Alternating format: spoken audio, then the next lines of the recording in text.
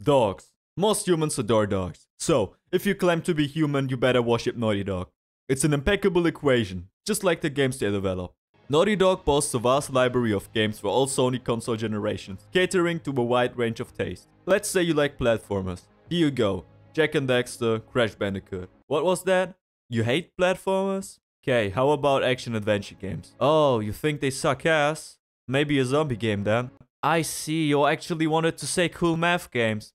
Well, unfortunately, there you fucking go, asshole! Math Jam! Science, bitch! Since 1996, Naughty Dog has been churning out masterpiece after masterpiece. Almost every single year. Jak and Daxter.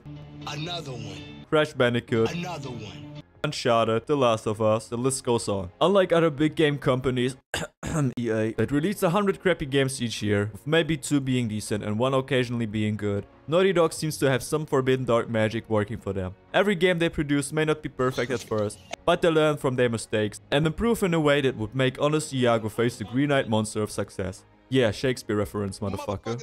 Until this day, Uncharted is still in my top 10 game series of all time. Why, you ask? Well, because I have excellent taste, unlike you. Nah, but for real though, let's take a look at Uncharted 1 so you understand why. Uncharted 1 throws you into a lame-ass boat where you crouch, shoot and repeat while blasting through an army of goons.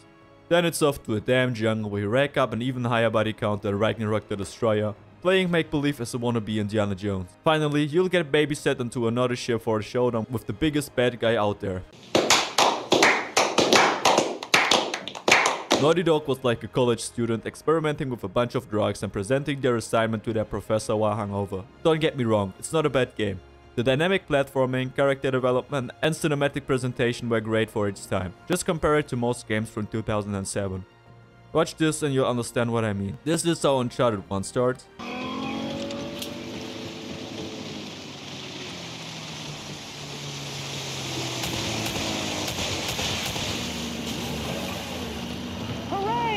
And now, watch this.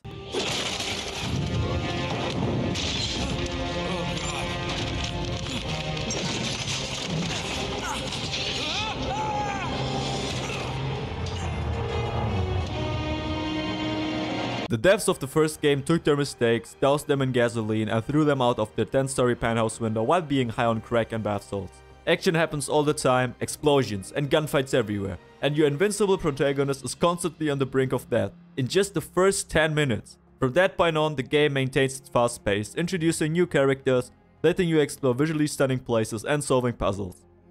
The climbing, puzzles and exploration add a nice touch to the pacing, allowing you to let your guard down after a challenging gunfight. Talking about gunfights, I know some critics might say, the gunfights are just bullshit difficulty. But to them I say, you're just fucking bad, dog. Yes, the game can be difficult and unforgiving at times, but that's what makes completing a level so satisfying. Would you rather get a participation trophy or be rewarded for overcoming a difficult task? However, Naughty Dog acknowledged this crying some players bursted out in and started handing out participation trophies in the next game.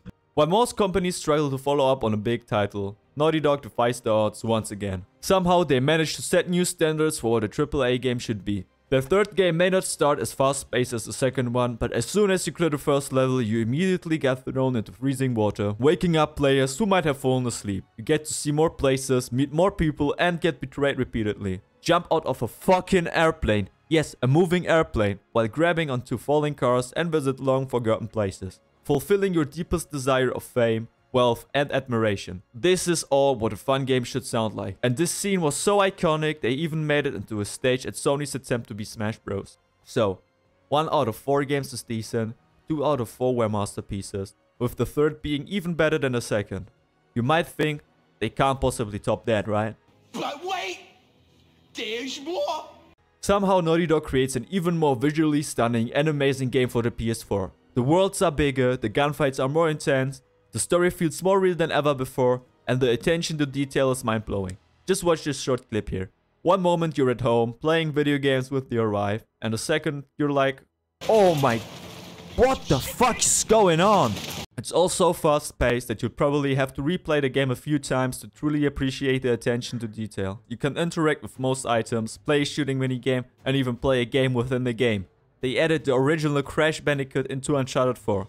When I first played the game, I was like, huh, that's pretty neat. But as I write the script now, I'm thinking, Wait, they did all of this for a level you spent like, I don't know what, 10 minutes in? What the fuck?